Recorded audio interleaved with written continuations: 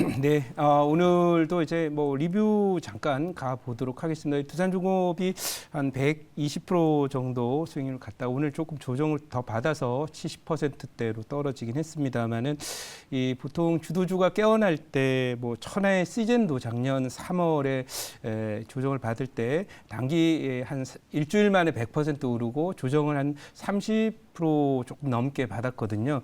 그래서 그런 면에서 볼 때 조정폭을 계산해 봤더니 대략 30% 정도 조정이 나온 것으로 이렇게 보여집니다. 그래서 그런 면에서 아마 어제 시가가 지나는 자리인 두산중공업 같은 경우에는 24,800원 정도 전후 근처 언저리에 오늘 종가를 마무리한다면 이 캔들 어제와 오늘 더하면 십자선이 되기 때문에 그런 측면에서 단기 고점에서부터 저점까지의 어떤 그 가격 조정 그리고 단기 급등했던 부분에 대한 어떤 기간 조정 이런 부분도 일단 어느 정도 마무리가 된다 이렇게 보고요. 워낙 급등을 했기 때문에 상승의 속도 자체는 조금 조절을 해야 되겠죠. 그래서 이런 식으로 가면서 이렇게 움직여가는 그런 흐름들이 예상이 되니까 참고했으면 좋겠습니다.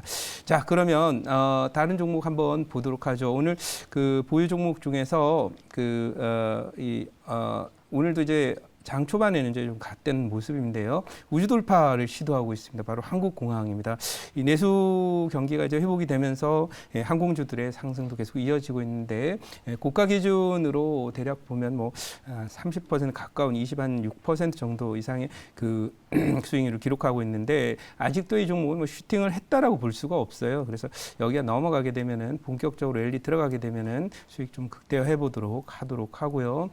그리고 이제 어제 소개시켜드린 회의는 뭐 계속 보합에 있으니까 내일장 정도 전후 월요일장 정도는 한번 또 G7 회의와 관련된 뭐 그런 이슈로 인해서 공급망 관련한 얘기가 나오게 되면 당연히 또 히토리와 관련된 얘기들이라든지 이런 부분이 진행이 될 것이다 이렇게 보면서 긍정적으로 보겠습니다. 자, 그러면 손실 종목 중에서 화성 밸브라고 하는 종목이 있는데 이 화성 밸브라고 하는 종목이 이제 오늘 소폭 플러스를 내고 있습니다.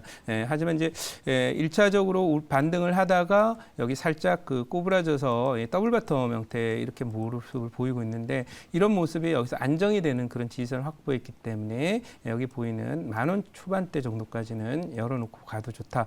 경협주는 여전히 아직 슈팅이 나오지 않지만은 관심을 두고 뭔가 여기에 이 변화나 이런 그 시세가 나올 때를 기다려서 관심을 계속 유지하자 이런 말씀을 드리도록 하고요. 자, 그러면 오늘 여러분께 소개해드릴 종목 말씀드리도록 하겠습니다. 자, 오늘 여러분께 소개해드릴 종목은 현재 6,770원 기록하고 있습니다.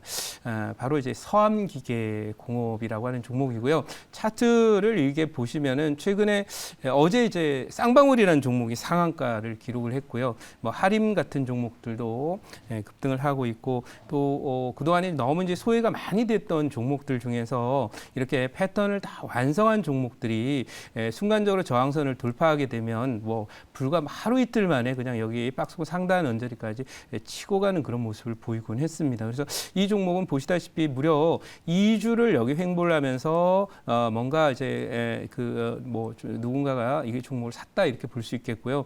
패턴을 잘 만들어 놨기 때문에 아직은 뭐 슈팅 국면이라기보다는 오늘 드디어 이제 거래도 좀 실려서 늘어나면서 올라오는 구조가 돼서 더 갈 것이다 이렇게 말씀드립니다. 이 서암기계공업은 뭐 하는 회사냐 하면 정밀기계나 이런 조선, 그 다음에 뭐 선박, 조선이나 선박이 같은 말이군요. 철도, 그 다음에 로봇, 공작기계, 풍력 이런 데 들어가는 이제 기계를 만드는 소위 기어를 만드는 회사입니다. 자동차에도 기어가 있듯이 그런 기계에도 이제 기어가 있는데요. 기계를 만드는 그런 회사이고 오랫동안 이제 관련 그 사업을 해왔기 때문에 기술력이라든지 이런 부분들은 어느 정도 인정을 받고 있고 특히나 어제 여러분들 그 현대 그 에버다임이라고 하는 기계 관련 종목이 폭등세를 보이고 오늘 뭐 신흥 SM이라는 그 공작기계 관련 종목도 움직이는데요. 이것은 결국 그 미국의 지금 그 공급망을 그 소위 중국을 제외한 공급망을 구축하는 데 있어서 많은 부분에 이제 공장 설비라든지 또는 뭐 인프라 설비라든지 이런 부분들을 만들어 가게 되어 있습니다. 그래서 그런 과정 속에서 결국 기계에 대한 어떤 그런 수요도 계속 늘어날 거라고 생각하고요. 하고요. 또 이슈적인 측면에서 보면 지금 우리 대통령께서 그 G7에 참석을 하고 나서 바로 오스트리아 방문이 있는데 사실 우리하고 오스트리아하고 뭐 큰 어떤 비즈니스적인 그런 그 요소는 없지만 바로 오스트리아의 이웃한 그 동네가 바로 우크라이나입니다. 그래서 우크라이나에서 이제 철도 발주를 이제 고속전철 20조짜리를 발주를 해서 우리가 이제 우선협상 대상자로 선정이 돼 있고요. 그래서 이 서암기계라는 종목은 바로 이런 철도 관련한 이슈로도 간다. 그리고 철도하면 생각나는 게 또 경야업이라고 하는 이슈하고도 함께 생각이 나는 그런 자리인데 제가 준비한 자료를 한번 보면서 말씀드리도록 하겠습니다. 자, 이 서암기계공업입니다. 서암기계공업이고 뭐 이 하는 거 보면 그냥 기계하는 회사구나 하는 걸 알 수 있는데요. 별로 지금까지 시세를 잘 안 냈던 종목인데요. 이런 종목이 뭐 경협 이슈가 됐던 또는 이 소위 우크라이나 이슈가 됐던 또는 뭐 여타 뭐 정치 테마적인 이슈가 됐던 그런데 슬쩍 걸리면 그냥 워낙 뭐 바닥을 잘 만들었기 때문에 어제 쌍방울 같은 종목도 어제 오늘 이틀 동안에 50%가 올랐거든요. 바닥을 잘 다진 종목이기 때문에 차트나 이런 부분을 일단 보면서 제가 말씀을 드리도록 하고 가기 전에 이런 종목을 해야 나중에 뭐 이 정치적인 이슈라든지 이런 테마에 걸리게 되면은 또 대시세로 전환될 수 있다는 점 참고했으면 좋겠습니다. 그 보시면은 국토부의 이제 이 차관께서 우크라이나와 고속철도 건설사업 협력 논의를 하고 있다 하는 내용이 이제 지난 3월 달에 나왔던 이슈입니다. 근데 이것이 시세에 별로 반영이 되지 않았는데 당시 3월 달을 되돌아보면 그 당시에는 이런 철도나 이런 이슈가 진행되기는 조금 그랬고요. 당시에는 내수주나 가치주들이 좀 많이 움직였고 당시엔 정치 테마주들 중에서 선발주들이 많이 움직였던 자리인데 지금은 이제 후발주들을 정치 테마주들을 찾고 있고요. 그리고 그 우크라이나 이슈는 그걸로 시세를 내지 못했어요. 그래서 현대 그 로템이 제가 며칠 전에 편입을 해드렸는데 지금 고가를 넘어가고 있는 모습이 나오고 있죠. 그리고 또 현대 코퍼레이션이라는 종목도 고가를 또 넘어가는 그런 모습을 보이기 때문에 지금 이 눌림의 그런 형태에서 움직이기 시작하면 크게 갈 것이다 이렇게 말씀드리고 다음 장 한번 보도록 하겠습니다. 자, 보시면 바이든의 이제 유럽 방문으로 이 중국과 러시아를 견제하는 그런 그 부분을 이제 강조한다. 뭐 그런 내용도 여기 나와 있는데요. 중요한 포인트는 뭐냐면은 이제 정치 테마나 뭐 이런 부분도 그렇고 정책 테마도 많이 갔던 종목보다는 새롭게 바닥에서 턴어라운드된 종목에 대한 관심이 필요하다. 이런 그 말씀을 오늘 드리면서 제 자리로 잠깐 가면서 말씀을 드리면 자, 여기 지금 차트 잠깐 보면 이제 어제 이제 급등했던 종목이 바로 이 쌍방울이라고 하는 그런 종목이에요. 그래서 쌍방울이라는 종목이 턴을 할 때 뭐 이런 자리입니다. 이런 자리에 지금 턴을 하고 있는 그런 상황이라서 바로 이제 이틀 만에 50% 갔거든요. 그래서 지금은 이제 많이 올랐던 종목들은 잘 사람들이 안 들어가고요.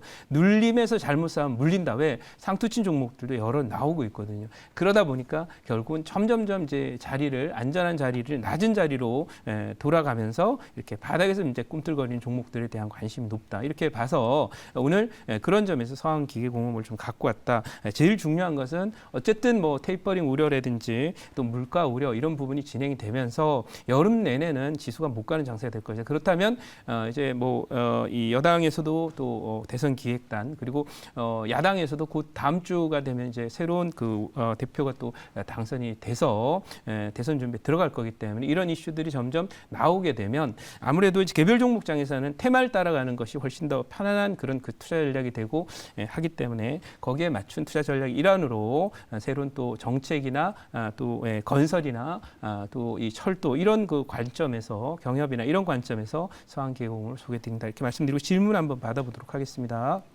네, 제가 질문을 해보도록 할게요. 네. 역시 이 서암기계공업도 이제 옛날 이제 3년 전이죠. 네. 그 철도 올라갈 때 네. 이제 뒤따라서 네. 올라간 종목입니다. 그래서 지금 정부가 이제 계속적으로 이 대북 관계 개선을 하기 위해서 계속 노력을 하고 있습니다. 네. 노력하고 있는데 또 오늘 뭐 나온 뉴스를 보면 김정은 위원장이 이제 살이 많이 빠졌다. 네네네. 그런 뉴스까지 지금 나오고. 네. 그래서 이 사진 보니까 진짜 많이 빠졌더라고요. 네네. 어디 아픈 사람처럼 네. 많이 빠져가지고 그런데 어떻게 보십니까?